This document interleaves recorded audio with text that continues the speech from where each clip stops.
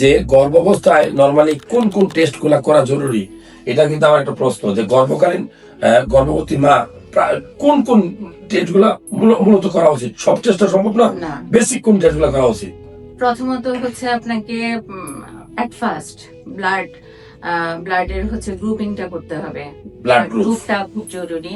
দেন হচ্ছে আপনার রক্তের পরিমাণ কতটুকু আছে, রক্তের পরিমাণটাও জরুরি। আপনার ডায়াবেটিস কি ফ্যামিলি হিস্ট্রি আছে নাকি, ডায়াবেটিসটা দেখতে হবে। এখন বেশিরভাগ মায়ের দেখা যাচ্ছে থাইরয়েড হরমোনের সমস্যা হতে পারে, থাইরয়েড হরমোন টেস্ট করতে হবে। এবং অবশ্যই প্রথম অবস্থায় একটা আলট্রাসোনোগ্রাফি করতে হবে।